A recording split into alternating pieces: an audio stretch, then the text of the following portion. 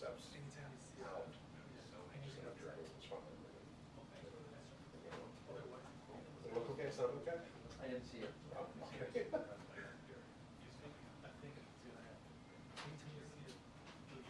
He gave remarks, did you say just now? Under the wing when we left. Oh, before, yeah, the one, yeah, not just now.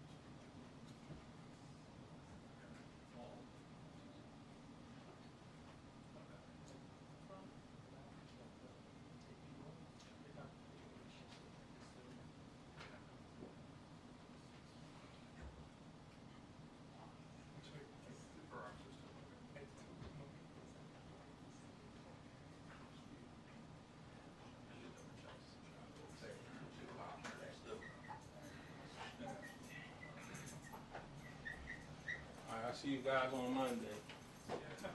Good one. I will. I took off all this weekend.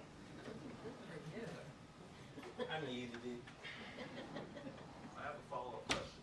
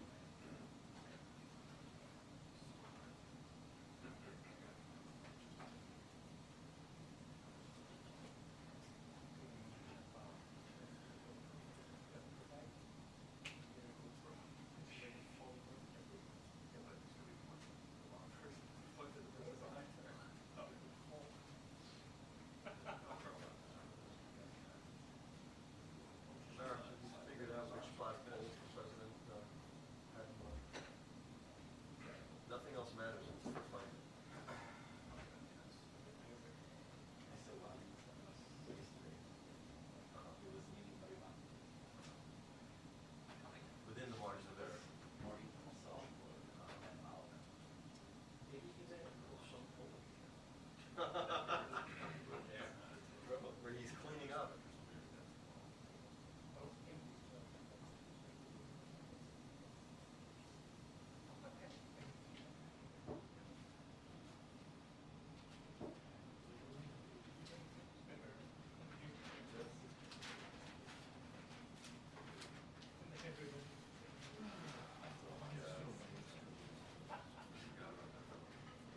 Attention.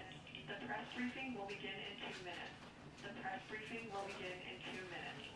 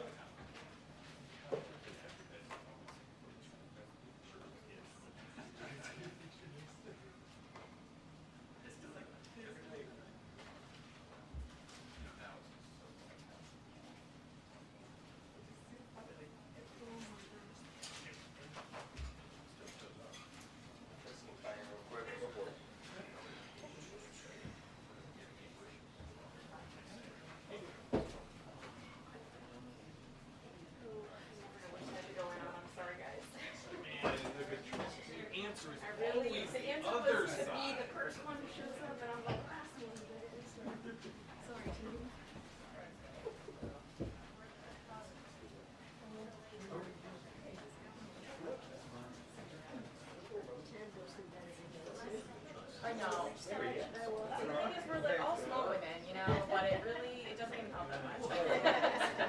Yeah. I really didn't have this choice. I was like, do I make the men stand up or the women stand up? And I chose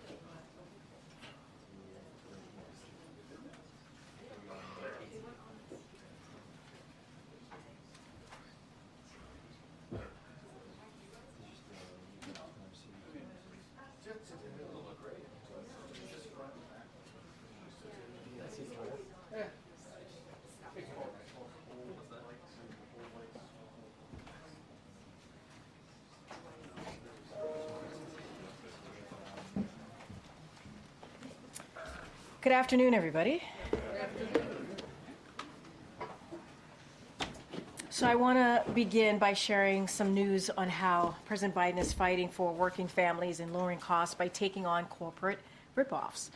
Ahead of his State of the Union address, the president is convening his Competition Council this afternoon to announce new actions to crack down on hidden junk fees and promote competition. President Biden is establishing a new strike force, co-chaired by the Justice Department and Federal Trade Commission, to crack down on illegal pricing. The Consumer Financial Protection Bureau is slashing credit card late fees from an average of $32 down to $8. This will save consumers $10 billion a year, an average savings of $220 for the 45 million people who are charged late fees each year. The Department of Agriculture is finalizing a rule to protect small farmers and ranchers. The Federal Communications Commission is circulating a proposed rule that would ban bulk billing. Helping lower internet costs and increase choices, our administration's action to ban hidden junk fees will save Americans more than $20 billion a year.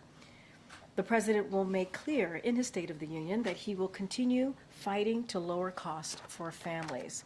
I have some news we'd like to share with all of you. On March 15th, President Joe Biden will host Taoiseach Lee Varadkar of Ireland for a bilateral meeting, followed by a St. Patrick's Day celebration at the White House on March 17th, continuing a long-standing St. Patrick's Day tradition.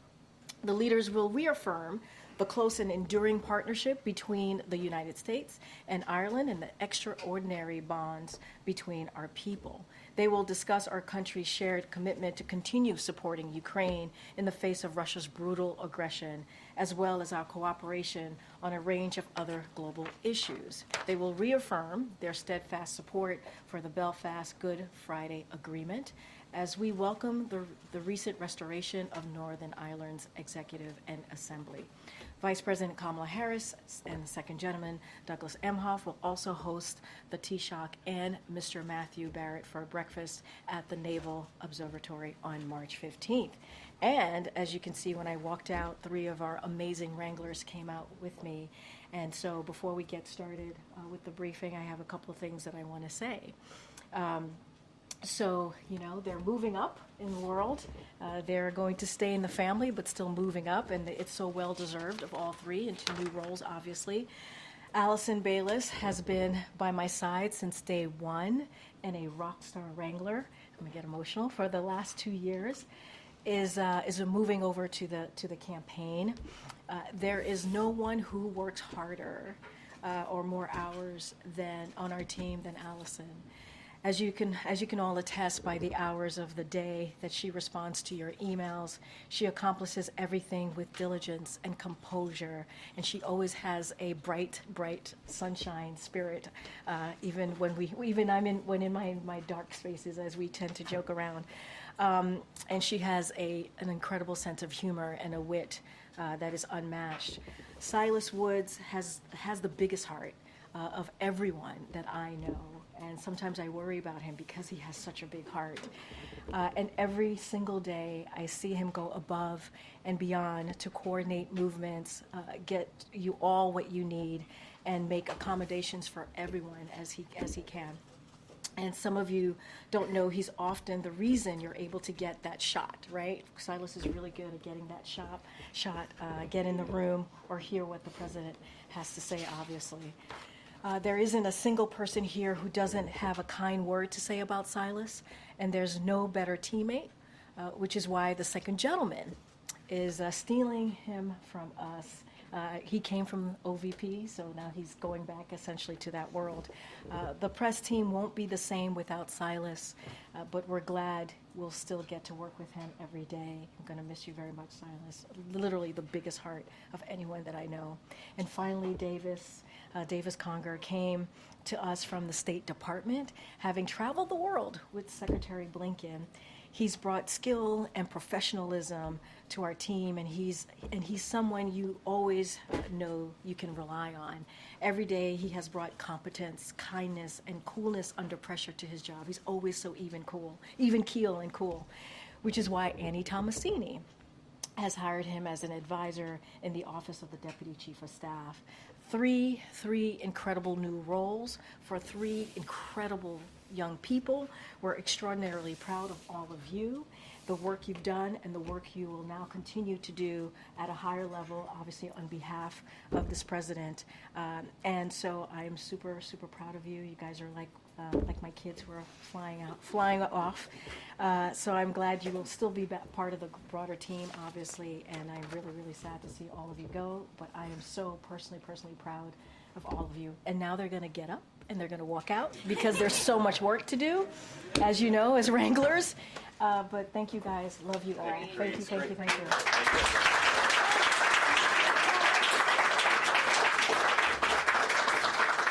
All right. With that, Admiral John Kirby is here to give an update on the Middle East. And Admiral, the floor is yours. Good afternoon, everybody. This morning, I think you all are tracking, the Department of Defense conducted another airdrop of humanitarian assistance into Gaza. 3 U.S. C-130s dropped 60 bundles with a total of more than 36,000 meals ready to eat. We were joined in this endeavor by several Jordanian aircraft as well. As President Biden has said, this will be a part of a sustained effort with our international partners to scale up the amount of life-saving aid that we're getting into Gaza. And as I said last week, we're exploring other channels to get aid into Gaza, including a maritime route. To that end, we're looking at both military and commercial options to move assistance by sea. There's still an awful lot of work that's being done on this to flesh it out. Of course, we're also going to continue to urge Israel to facilitate more trucks and more routes, opening up more crossings so that more aid can get into people in need and increase that flow. And with that, take some questions. Thanks, John.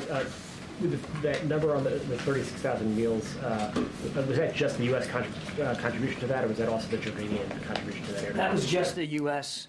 The Jordanians flew, I believe it was 4 aircraft, and I can get you the exact number of how much they dropped, but it was food that they dropped too. And then in terms of the scale of that, I mean, that's a drop in the bucket of what the need is in Gaza right now.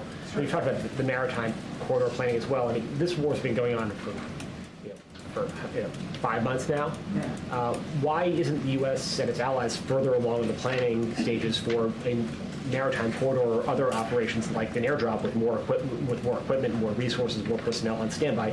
Should from the moment the president gave the go-ahead, I mean, shouldn't there have been more contingency planning to get more aid in much faster? We've been working on the humanitarian assistance front since the beginning, as you said, many months ago. And quite frankly, the best and most efficient way to get aid in to people in a confined space like that in a very urban environment is on the ground.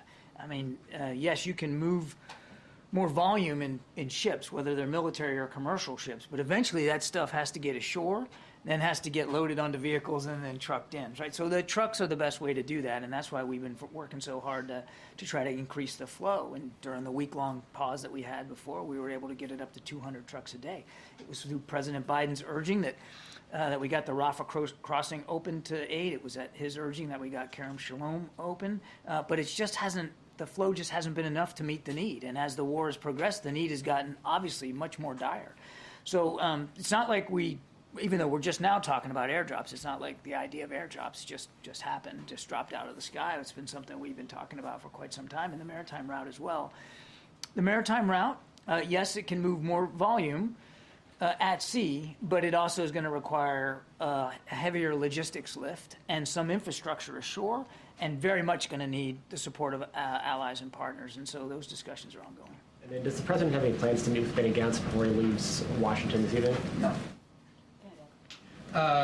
Thank you for answering that one. So we can go and move on to No, Ed now. a few others here. Your president this morning signaled that he's concerned about violence in Jerusalem and in the region in the coming days. Is there something specific he's been told to anticipate? I won't speak to specific intelligence one way or the other, Ed. I mean, obviously, this is something we're always mindful of, particularly given what's gone on between Israel and Hamas. But I don't think I'm going to elaborate on that. Just to backtrack on something from last week, I don't think you've been asked about this, at least on camera, but when he was in New York and suggested he had reason to believe there'd be a ceasefire by Monday, and that hasn't happened, why did he think that at the time? He was referring to updates and briefings that he'd been getting from the national security team about the progress of negotiations. Obviously, we'd all wish that had happened. We wish that it would happen today, but we're still negotiating. We're still trying to get there. And on Haiti, is the U.S. continuing to monitor that situation, and does it have any sense of the whereabouts of the Prime Minister? Yes. As far as I understand, no. I'll let the Prime Minister speak to his travel, but I'm not aware that we have any keen sense of what his whereabouts are. Thanks. Just following up on Haiti, you've called on Americans to evacuate. How should they do that when the airport is under attack? Again, I'd refer you to the State Department. They're the ones that issued that advisory. Not a safe time for Americans to be in Haiti right now. There are other ways to leave. Again, let the State Department do that. They're in touch with or are making themselves available to Americans who are there and want to get that information. You said yesterday that you're working to expedite this multinational force led by Kenya to deploy to Haiti as soon as possible. They've said that they're ready to deploy within 72 hours. The holdup is funding, in part U.S. funding that was pledged by the administration, that's being held up, as we understand it, by Republicans in Congress. How urgent are those conversations, and how are you going to expedite it if you've got this key holdup? Yeah, I'm not sure that simplistic explanation is exactly accurate. That is the only thing holding this up. But let's put that aside. You're right. We're going to need some support, and we are working actively with members of Congress. I mean, I think we can all recognize that this is in our interest as well as the region's interest, and certainly the interest of the Haitian people to get a more stable, calm, secure environment there. So just one last follow-up. If that's a simplistic explanation, then what is the holdup? Again, Kenya's already agreed to do this. That's a big first step. And we're working with Kenya. We're working with other partners to see if we can get this multinational security mission up and running as soon as possible. I just don't have any more updates for you than that. Thanks, Admiral. Thanks, Karine. You had said yesterday that part of the reason why it's so hard to get aid into Gaza is, in some cases, because of the Israeli war cabinet. Is that acceptable? There's nothing acceptable about the dire situation on the ground in Gaza in terms of the lack of food, lack of water, lack of medicine, in some cases a lack of fuel. That shouldn't be acceptable to anybody. So short answer to your question is no, it's not acceptable, and that's why we continue to work with our Israeli counterparts. As I said in my opening statement, and you've heard the President say as well, and the Vice President, that it's time for Israel to open up more crossings and allow more aid in. And on the Vice President, there were reports that the National Security Council had asked her to, quote, tone down her speech on Sunday. What can you say about that? I would point you to what the Vice President's spokesperson already said about that story in calling it inaccurate. Does the administration still believe it's more effective to withhold public criticism of Netanyahu in order to have more sway in private? And is that private sway waning? I don't think I'm going to accept the premise of that question. I mean, we have been nothing but candid and forthright in private with our Israeli counterparts, and certainly in public in the comments that we have made. You've heard again from the president and the vice president just recent days, expressing very clearly what our concerns are with the humanitarian situation in there and how it is unacceptable and how we need the Israelis to step up and do more. And just lastly, Hamas said today they won't accept a deal that does not include a complete withdrawal of Israeli troops from Gaza. Is that realistic? And if not, where do negotiations go from here? I ain't going to negotiate in public. We've been working this real hard. As you heard from President Biden just today, that we're still hopeful we can get there, but nothing is done until everything is done, and not everything is done in terms of this negotiation. So what we're looking for and what we want, temporary ceasefire for about 6 weeks. That'll allow us to get more aid in and, more importantly, get all those hostages back with their families where they belong and reduce the violence. That's the deal on the table. And as the president also said today, it's a rational deal, and the Israelis have been cooperating. They have been negotiating in good faith on this. It's time for Hamas to step up to the plate, take a swing, and let's get this thing done. The Hamas is saying that they have now extended a deal that Israel has not responded to. Israel is saying that Hamas has to accept the deal that you've been referencing with regard to hostages. Can you sort out what's true in both of those things? And can you also comment on, has it been more difficult to have these talks in Cairo without an Israeli representative at the table? I kind of sort of already did it, Jeff, but I'll take it a different way. There has been, throughout the process of these many weeks, back and forth between the sides, proposals, counter-proposals, and haggling over the details and all the modalities of how this is going to work in terms of the phasing of the hostages and how many, and the release of Palestinian prisoners and how many, and how that's all going to take place. There is now a framework. There is a deal, as the president said today, that has been the result of all this back and forth. So the back and forth has happened. There's a deal now, and the onus is on Hamas to accept it. And you had a second question. Israel hasn't been at the table. Oh, and in Cairo. Again, I won't speak to Israel and the presidents of their negotiators when they get to speak to that. But as I said earlier, the Israelis have negotiated in good faith. They have agreed to this framework. They have taken it right up to the end. And now it's up to Hamas. Given that Hamas has now responded to the deal and that they have not agreed to it as written, is it still practically possible to come up with an agreement by the start of Ramadan? Look, the negotiators are working hard on this, Kevin. That's what we hope will happen, but we'll have to see. So there is still a belief that is a possibility. I didn't say belief. I said we hope that we can get this done as soon as possible. We would have liked to have this done 2-3 weeks ago, if not before then. We are where we are, and we're working on this really, really hard. And given what the president said about the potential dangerous situation should an agreement not be reached, what conversations is the White House having with Israel about, for example, the situation around the Al-Aqsa Mosque?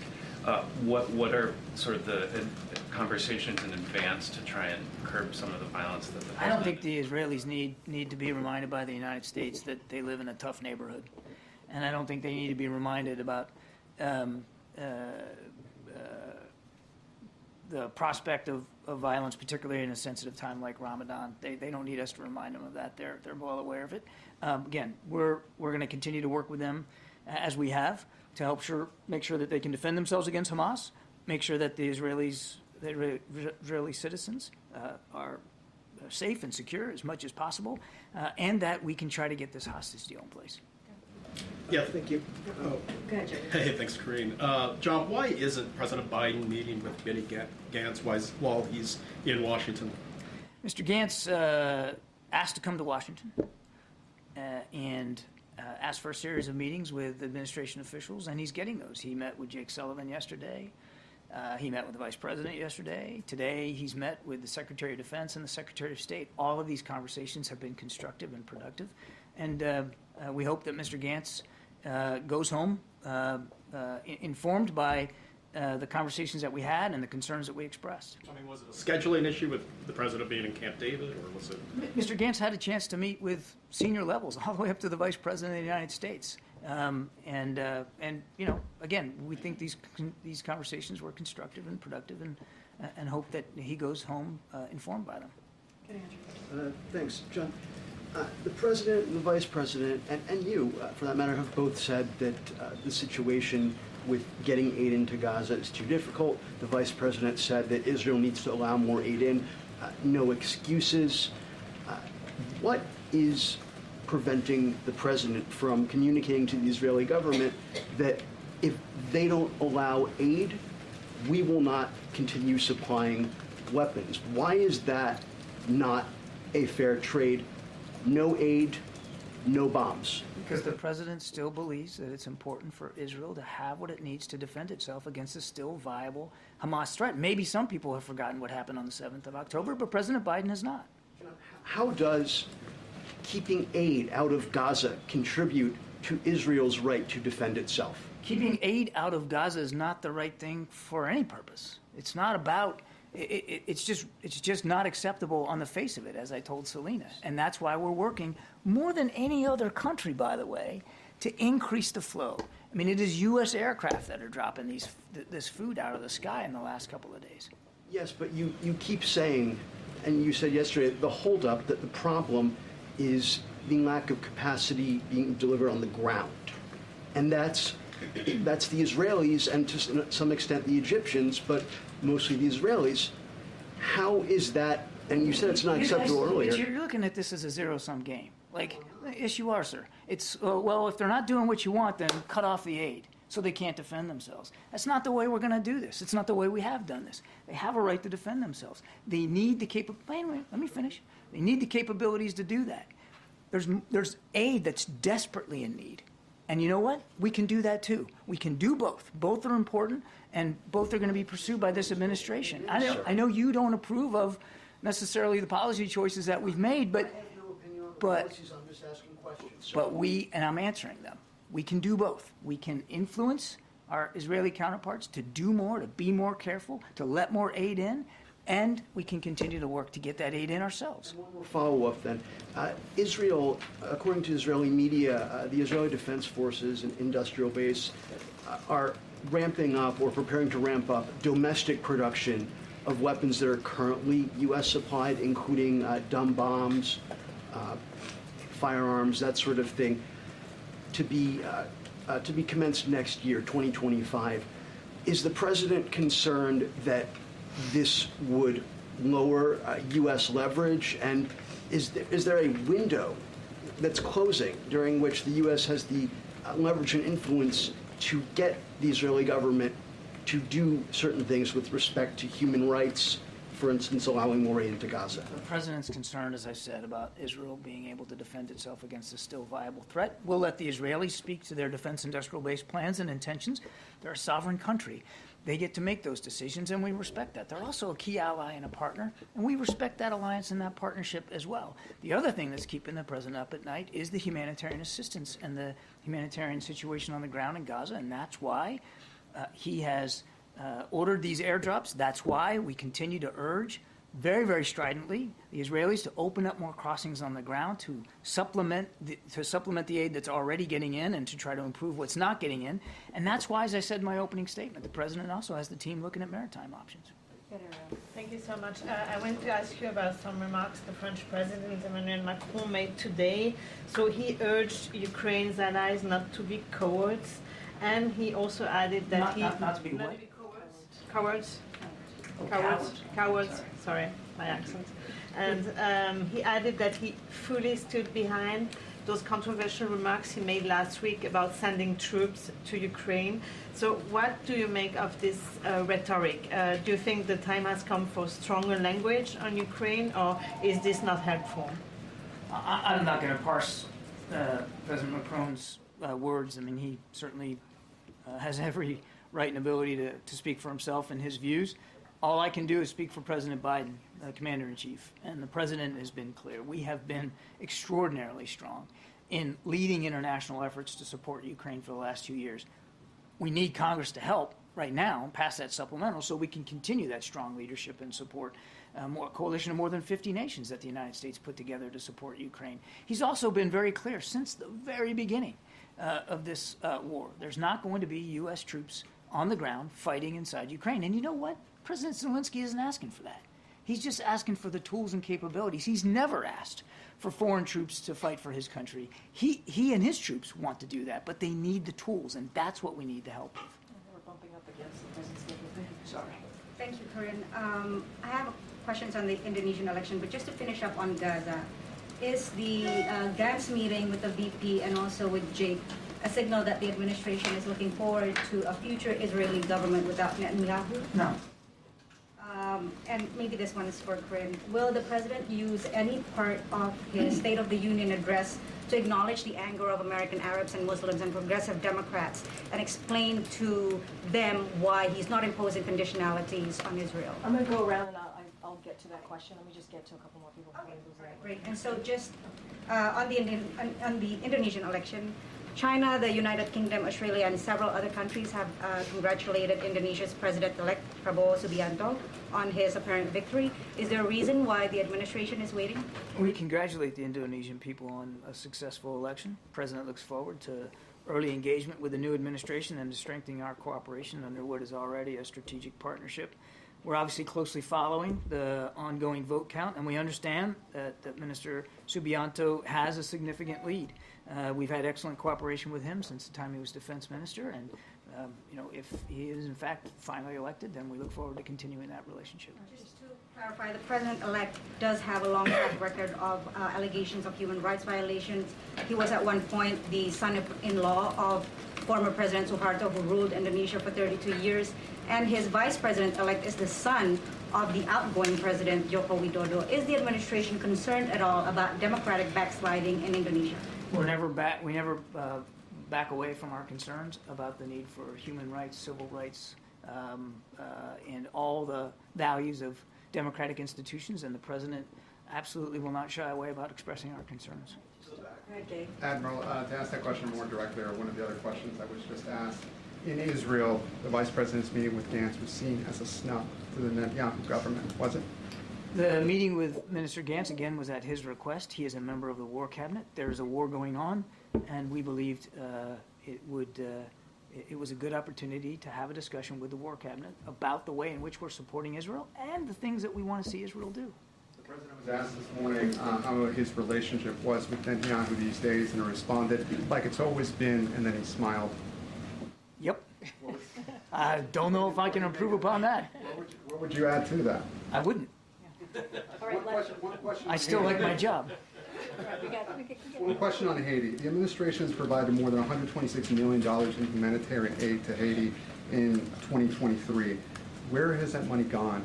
Has it been effective? I can get you, Gabe. We can get you a rundown of exactly how those funds were allocated. But we're proud of the humanitarian assistance that we have and will continue to provide Haiti. But right now, the focus has got to be on getting that multinational security element in there to help create the conditions where the people of Haiti can live free and in security, so that humanitarian assistance can get there more freely and get to the people that need it. Last question. Thanks, Karine. Thanks, Admiral. Following up on Aurelia's question, there's been some pushback on Macron's comments from the Germans and also from the Swedes as well. Is the US worried that Ukraine's allies are starting to splinter? No, there's been tremendous international support and unity for Ukraine. As you know, we met with the Prime Minister of Italy just last week. They've been strong. There's incredible unity. Everybody shares the same concerns that we do about just letting Putin take Ukraine and what that means for their safety and security and for the security of the NATO alliance. No, we're not concerned about that. That the stalling of this US aid is putting more pressure on European allies and causing fractures at all in that sense. We're worried that the delay on the national security supplemental and the assistance coming from the United States is going to have a detriment, actually already is having a detrimental effect for Ukrainian soldiers on the battlefield. That's the main concern. And the time is way past now to get them the tools that they need to defend themselves. Their defensive lines are starting to shift now, going in the wrong direction, because the Russians continue to push west out of the Donbass. Thanks, Albert. All right. As you know, the president's event's going to start shortly. Zeke, you have anything? Can you give us a rundown of how the president spent the last few days at Camp David preparing for the State of the Union? Who was with him? Does he have the final speech text at this point? So, as you know, the president has been working on, as you just stated in your question to me, the State of the Union address for the past several days. I'm not going to get into any specifics as to who is with him. It's going to be a moment that's incredibly important to him. Obviously, he's going to be not just addressing Congress, but also millions of Americans who are going to be tuning in, and he's looking forward to that, to talking about the accomplishments that he's made the last 3 years, and also the vision that he has for this country. Obviously, for the American people. I'm just not going to get into any specifics or details. We'll have certainly more to share with you all tomorrow as we get closer. The State of the Union address is incredibly important. He's going to be working on it, I believe, until the very last minute. So he gets it just right, because it's going to be in a moment. But don't have anything beyond that. You heard me talk about the Competition Council, how that is part of the president talking about wanting to focusing on lowering costs for the American people. Obviously, he's going to talk about our democracy, our freedoms, right? Continue to fight for that. Reproductive freedom, how that is an issue that the American people truly care about. You're going to hear him talk about that. And so there's a lot of issues in front, obviously in front of the American people that they care and they want to hear directly from the president about. And so that's what he's going to focus on. We'll certainly have more to share as we get closer to Thursday. And then a different topic, there was a bit of a kerfuffle this morning across Lafayette Park at the Department of Veterans Affairs, running an effort to ban the display of that iconic Times Square kiss photo on VJA at the end of World War II. Was anyone at the White House consulted in the drafting of the initial memorandum, and then did anyone at the White House call up the Secretary of Veterans Affairs and say rescind that memo? So I want to be really, really clear. The VA is not going to be banning this photo from VA facilities. So I just want to be super, super clear about that. I know, as you just said, you described it as a kerfuffle. There was obviously some reporting on that. I can say that I can definitely say that the memo was not sanctioned, and so it's not something that we were even aware of until you all started reporting on it. But we are not banning that photo, and I'm just going to be super clear about that. Any specifics about the memo and the process over there, certainly I would refer you to the VA. Well, once you were made aware of it, and after the memo sort of spread on social media, did the White House direct the Veterans Affairs Secretary to rescind it? I believe the VA Secretary made a statement on this, so I refer you to the statement. Of his own volition? Yes, he did that on his own volition, but I would refer you to his statement, and I'm really reiterating what the VA said. The VA Secretary said that it will not be, that particular photo will not be banned from any facility, VA facility, so I want to be very, very clear about that. Okay, good. Thank you, Karine. President Biden has said a possible endorsement by Taylor Swift is classified. How disappointed is he that she is telling people to vote, but not for him? Going to be very careful. We're talking about 2024. So I can't comment on what Taylor Swift is saying or not saying. I have no idea. I've not seen those statements. And I'll just leave it there. Okay. Be mindful. Different topic.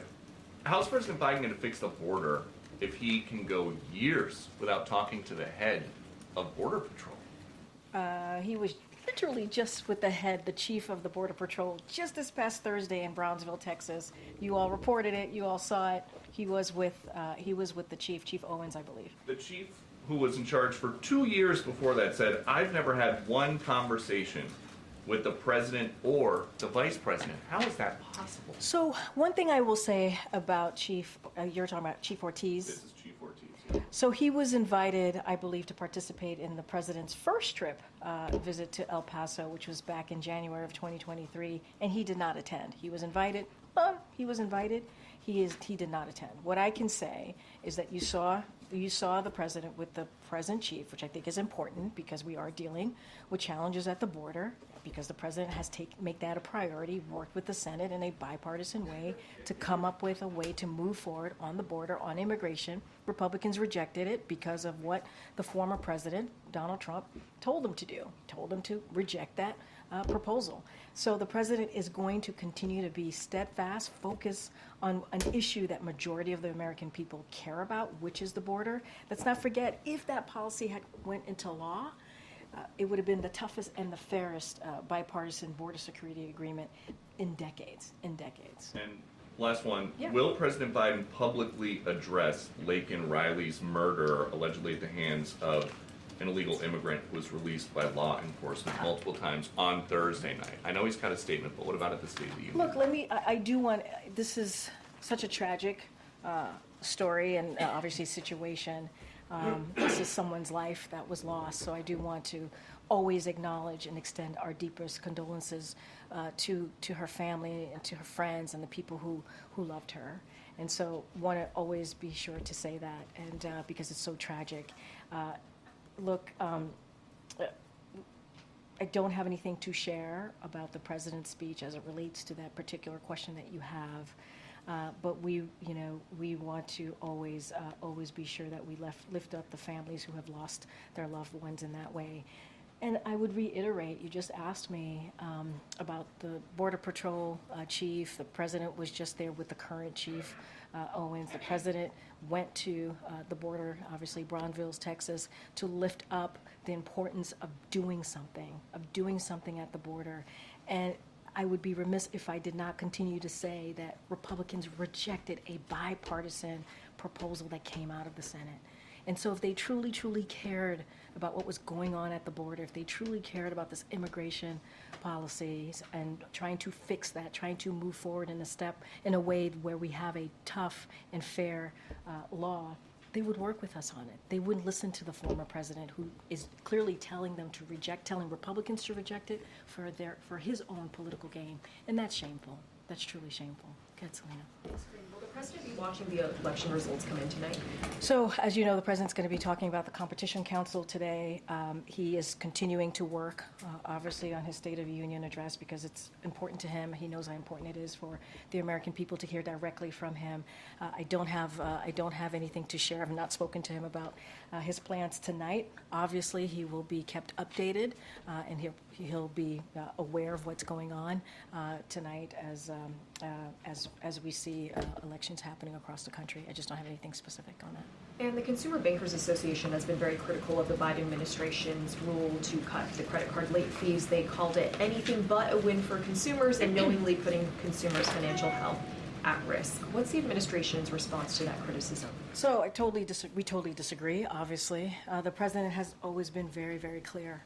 He's going to do everything that he can to make sure that we're lower cost for the American people. And what we are seeing is that we're seeing, corporations obviously not passing along their gains to Americans, to American consumers, and we've always been very clear about that. And so we want to make sure that we protect Americans. We want to make sure that we obviously protect American consumers. So we disagree with that sentiment. We disagree with that statement, and the president's always going to put the American people first. Karine, does the White House have a position or a comment on the latest bill in Congress to crack down on TikTok, just introduced today, I believe? So I have not seen the text or had an opportunity to speak to our Office of Legislative Affairs or anyone else in the White House office. So I don't want to get ahead of myself and speak to that. Obviously, we'll take a look, as we normally do, on any legislation that believe will be beneficial to the American people. I just can't speak to that at this time. Okay, Kevin. Robert Hur is supposed to testify a week from today. Has the White House made a decision on releasing the transcripts of the president's interview? I would refer you to my colleagues at the White House counsel's office. And the Dortmund basketball team has become the first college sports team to vote to form a union. Does the White House think that that's a good idea? Is that a smart move for college athletes? So, look, I'm going to obviously let teams make their decisions for themselves. We're not going to weigh in on that. As you know, the president's a union guy. We say that all the time, but I'm not going to comment on any particular team or actions that they're taking. That's for them to decide. Karine, Senator Sinema just announced that she's not running for re-election. She's going to retire at the end of this term. I'm wondering if the White House has any comment on that. So, have not seen that. Obviously, that is news to me. Look, we have had opportunities to work closely with the senator on some really key important bills. She was leading, one of the leading negotiators on the border security bill that came out of the Senate in a bipartisan way. We appreciated her efforts on that. And there are some other, obviously, ways that we've worked closely with her. Outside of that, I don't want to get too far ahead. This is the first time I'm hearing the news, but she's been a partner with us on many critical issues that matter to the American people, and I think that's important. Is there anything you can tell us about the president's travel after the State of the Union this weekend and next week? I think bless you. I believe the campaign has made some announcements on some travel that the president will be doing after the State of the Union, so I would refer you to them. It is common that after a State of the Union, the president goes around the country to speak directly to the American people. You're going to see the president do the same, but I would refer you to the campaign on specific stops that he has coming up. Karine, I just wanted to ask about the Meta breakdown this morning, hundreds of thousands of users. Do you have any more information on that and whether it's connected to a cyber attack? So obviously we all are aware of what happened for the last couple of hours, the incident, and so don't have anything at this time. We are not aware of any specific malicious cyber activity, so I can say that, or any specific nexus as it relates to today's election. But we would have to refer you to the individual social platforms, obviously, for any more information on that. Quick separate one on the minibus spending agreement in Congress right now. It would divert about $45 million in fees from the Justice Department's antitrust division. So I'm just wondering, given the administration's take on antitrust, is this a concern that that money would be going away? So look, as it relates more broadly, well, I'll say this. The president obviously strongly supports funding for antitrust enforcement, which is critical to promoting competition and lowering costs for consumers. This is a bit more complicated, so I just want to break this down a little bit.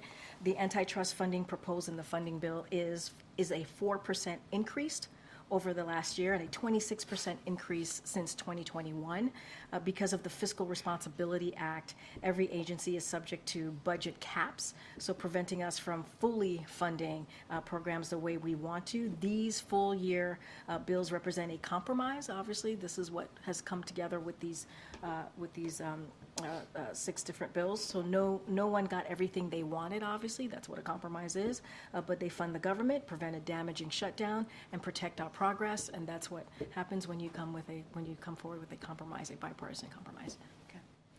Is the president aware or have any concern about the number of Super Tuesday states that have campaigns for uncommitted votes, ceasefire write-ins, essentially a vote against the president because of his stance on the war in Gaza? So look, I'm going to be super mindful. These are obviously people are voting right now, and I cannot speak to any upcoming election or as voting is happening. So I'm going to be super careful about that.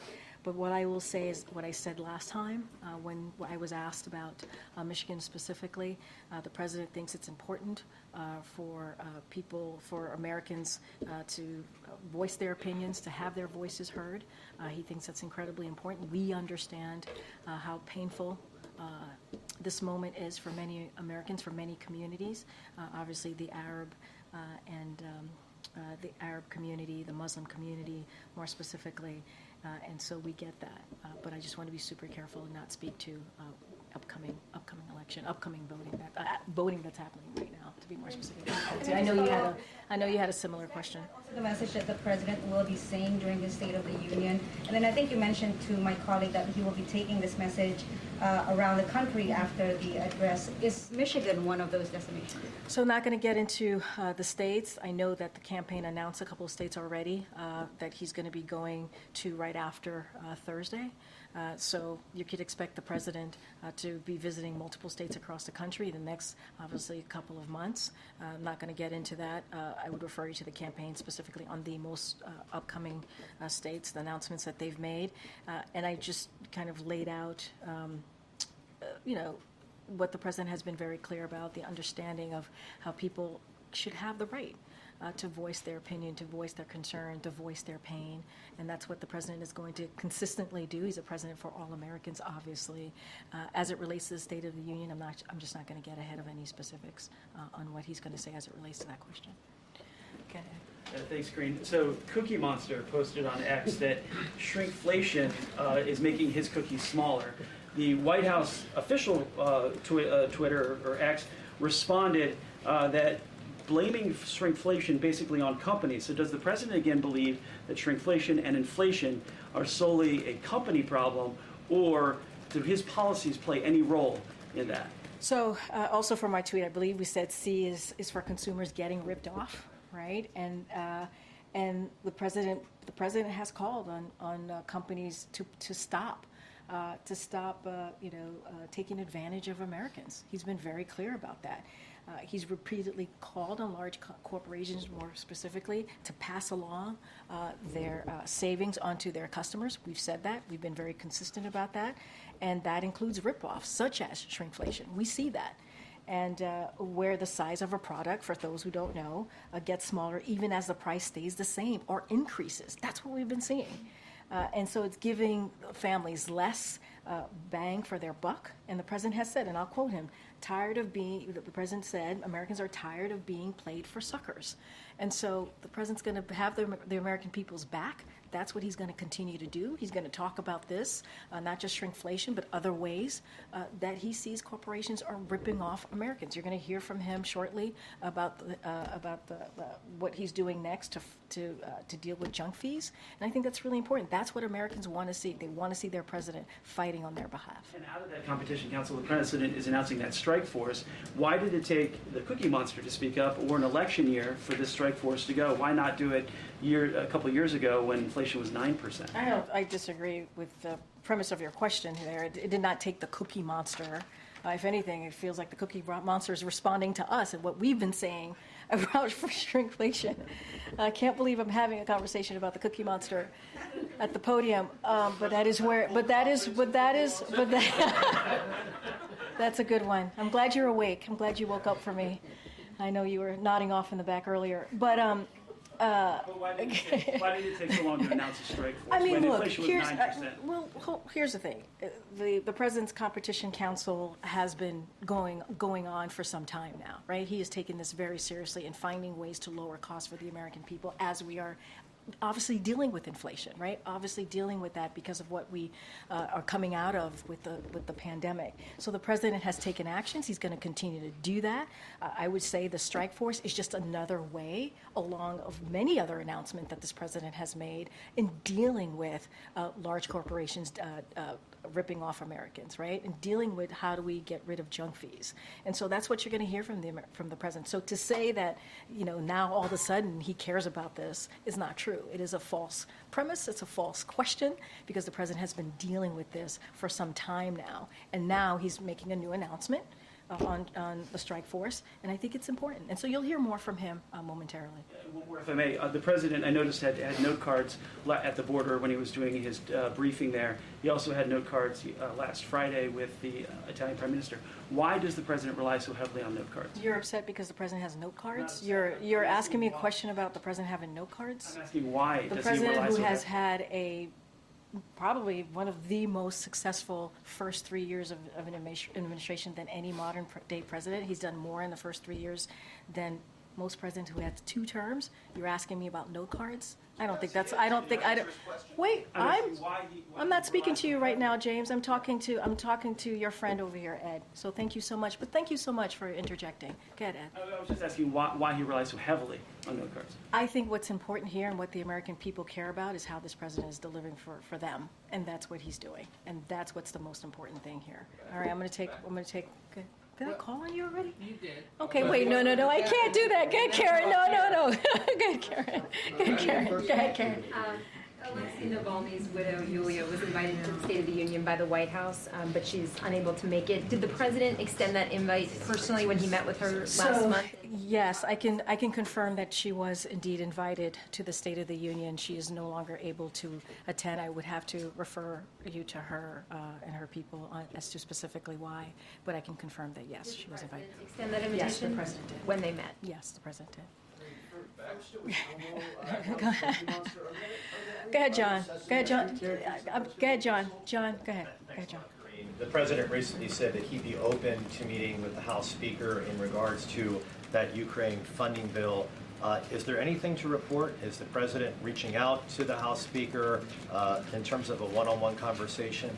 Well, they just met, the Big Four just met last week.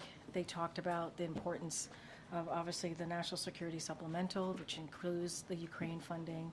They talked about obviously avoiding a shutdown, which we are glad to see that Congress is doing that. And as you know, they had a pull aside, they had a brief meeting afterwards. Not going to get into what was discussed, it was a private meeting, but the president has spent some time with the speaker over, I mean, just last week, literally, they were together just last week. I don't have anything else to share.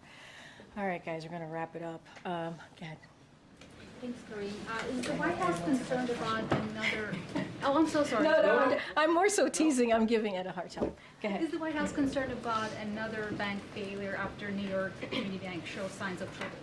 So, look, obviously, I want to be super careful, right? This is something that is monitored by regulators, and this is something that they take very seriously and are always monitoring. I don't want to get ahead of that, and we're always going to keep an eye on that, or they will, more specifically regulators. I just don't have anything else to share beyond that. All right. In the vein of that question about yes, Speaker, yes, one sir. of mine was, he did last week extend a bipartisan olive branch to the former president to work with him on border security. Beyond saying that rhetorically, has there been any other attempt to reach him to talk about possibly working together? Have you heard from the Trump camp about it? As it relates to the Trump camp or campaign, that's something that I would refer you to the campaign on. Look, the president has been very clear, and I think you've seen it in his action. The fact that we worked with Republicans to try and get to a border security proposal, we did that because we believe it needed to be dealt with in a bipartisan way. And I would add that when we are able to work in a bipartisan way on behalf of the American people, we get things done, right? We see that with the Chips and Science Act. We saw that with the prevent gun violence legislation, right? Anti-gun violence legislation. You saw that with the infrastructure legislation. Remember last time around, during the last 4 years of the last administration, it was a punchline. Infrastructure, week was a punchline. Last week, there's been no active attempt to get the former president. I am saying to you, I don't have anything to read out, but I do want to say, when we work in a bipartisan way, we are able to get things done for the American people. We just are. And we see that. We see that with historic pieces of legislation that will change the lives of Americans for generations, which are incredibly important. Issues that majority of Americans care about. And I think that's important. I don't have anything to read out on any outreach. I would certainly refer you to the campaign on anything specific as it relates to the Donald Trump campaign. All right, guys, I'll see you tomorrow. Thanks, everybody.